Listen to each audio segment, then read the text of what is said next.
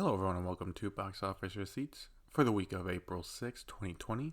I'm your host Tyler Callahan, and we still got some news coming out of Hollywood, another schedule change, and we will also take a look at the iTunes digital charts. First, let's talk about that schedule change.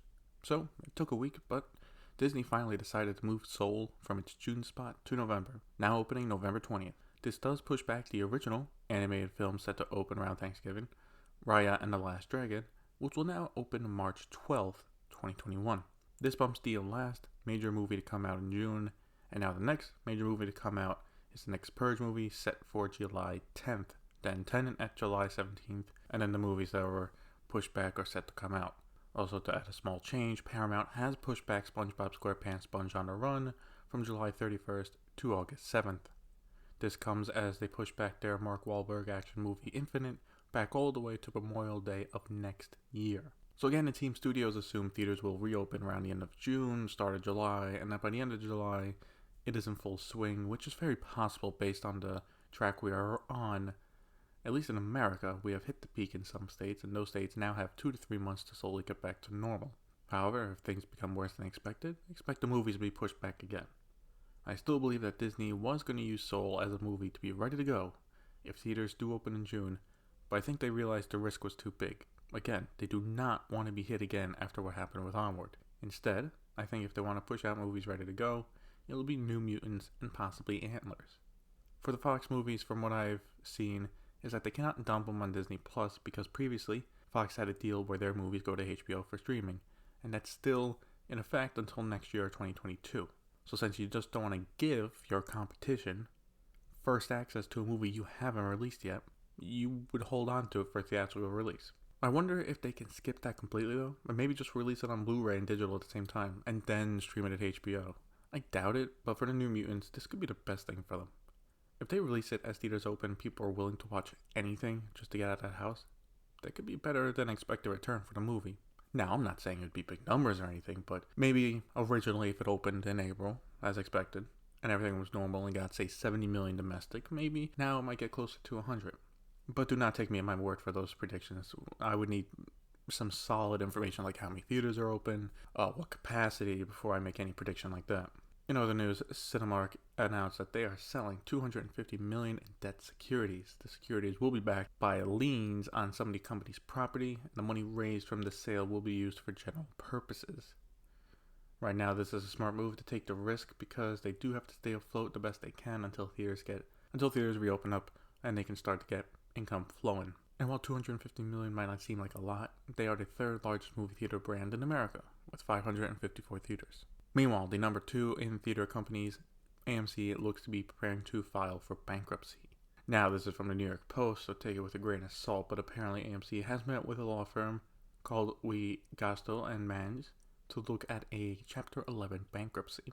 Now, before you panic, this does not mean the end of AMC, at least not yet. Chapter 11 is the good bankruptcy, where a company can consolidate and organize everything and still live.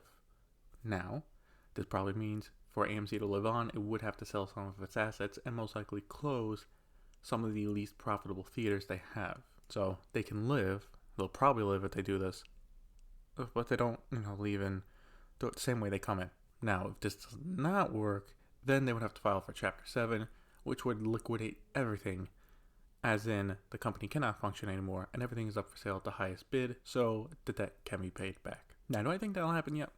I hope not. I really do hope if it comes to it, the government will assist, but we will see. So far, the only one not making any news for any financial issues is Regal, which I guess at the time is it's a good thing. Before I go into digital movies, I was about to finish the script, but Cinemark came out with news big enough to squeeze in here, so sorry for the hard transition. Cinemark has also announced that they are now planning to start reopening on July 1st. What this would entail would that some, not all, would be open the first week, and that social distancing would be enacted if the local government still has it in place, so theaters can be anywhere from 20 to 50% full. As for content, they mentioned that for the first few weeks, older movies would most likely be played until they get to the end of July, where big blockbusters like Tenet and Mulan are set to open. Now, initially, I really like this because the plan seems reasonable. We're already past the peak, and we still have 2.5 months left before opening. More than enough time to get things in order. However, looking at a CNBC article on the story, it was mentioned at the end that there is no plan right now for temperature checks and that's not smart. Look, if theaters want to get people back in as soon as possible, they need to know it is as safe as it can be there. Possibly letting in people who have a fever and potentially spread the disease is not a good strategy, especially since you don't need to be coughing up a lung to possibly spread it to people. Now, yes, the social distancing in the theater would help, but still, I feel temperature checks is a minimum they could do, as well as have glove on for all employees, and especially masks for the people working the concessions. I do hope they change their mind on this, as it's really just a basic part of any plan to socialize again. And as for now, Regal and AMC have not said anything about when they would reopen, but I would assume if Cinemark goes well, they would reopen around the same time. Now let's look at digital movies. First, I will go over the iTunes ranking, which I collected on Monday, April 13th, so after a full weekend of Trolls World Tour coming out. In first was Trolls World Tour, which seems obvious. Shooting up to second place is The Call of the Wild. Back in third place was 1917. In fourth place was Birds of Prey. Fifth place was Little Women. Sixth place was Dolittle. Seventh was Knives Out. Eighth was Star Wars The Rise of Skywalker. Jumanji The Next Level in ninth. Sonic in 10th. Bad Boys for Life in 11th. And then for other movies released digitally early, we got Downward at 14th. Onward at 16th. The Gentleman at 22nd, The Invisible Man at 27th, Bloodshot at 34th, and The Way Back at 51st. Okay, now that we got those out of the way, let's look at what that means, because if you remember from last week, Birds of Prey and Dolittle, for example, were not this high. I thought it was strange, so looking into it, the reason why is that the movies became available for rental. Birds of Prey did it early as well as The Call of the Wild, but for Dolittle, it was right on time because the Blu-ray came out. Other movies that added a rental was Onward and Downhill. Now, I'm surprised with Downhill coming back up a bit with the rental, because that movie still has a 1.5 star reviews on iTunes. Onward dropping out of the top 10 is not surprising, because it's now available on Disney+. But I do think this shows people are willing to spend more on movies that they can rent more than they can just buy, especially if they only plan to watch it once. Looking at the charts, Sonic and Bad Boys did great the first week as $20 buys, but now the movies at the top are the ones that added rentals. Now, I'm not saying they need to add a rental option yet, but it seems like for some digital movies, they're doing the full $20 buy for a few weeks, then they add the rental. Because last time I checked, the Birds of Prey rental was still set for May, with the Blu-ray release like normal.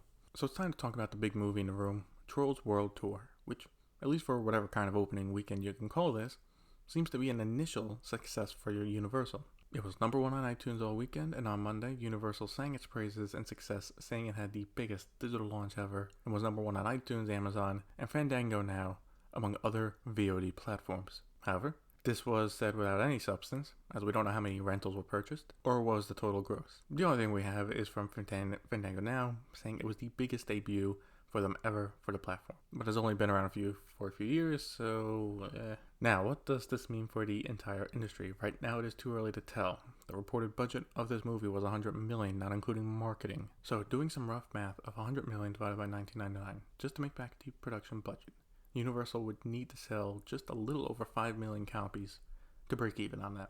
Is that an achievable number? I don't know. The terrible thing about digital sales is, yes, for services like iTunes, we can see it go up and down daily, which is great, but we don't know how many copies that means. Like, Trolls could be number one on iTunes right now with 50,000 copies, and we wouldn't know. If anything from this pandemic, I see more studios releasing bigger budget movies on their streaming services, as most of them will have one soon. Disney with Disney Plus, Warner Brothers with HBO Max, Universal Comcast with Peacock, and down the road Viacom CBS is planning to make their all-in-one service and possibly include Paramount content as well. This just makes more sense anyway, as the field has been set for a while. For content, it is an arms race to beef up a streaming service to get that sweet recurring revenue. Companies and shareholders love it because you can rely on it more than say, well, I hope my next movie sells well on Fandango Now or Google Play. Now, obviously, we know theater owners probably aren't the happiest looking at this Universal news, so I guess we'll have to wait and see. See if it's, I'll keep an eye on it this week, see if it's still number one throughout the week. Yeah, I guess good for Universal. They were able to recover some money from this movie. I mean, there'll still be Blu-ray sales down the road. You got toys, but yeah, I don't think it's a game changer yet. But I will say by the end of the year, no matter how the end of the year shakes out, this will be a movie that defines 2020, the Trolls World Tour. Well, I think that is enough talk this week about the possible future of movies, and it's time to wrap this up. That'll be it for this week's episode of Box Office Receipts. I assume we'll have more news to go over next week, so I'll see you then. Thanks for listening.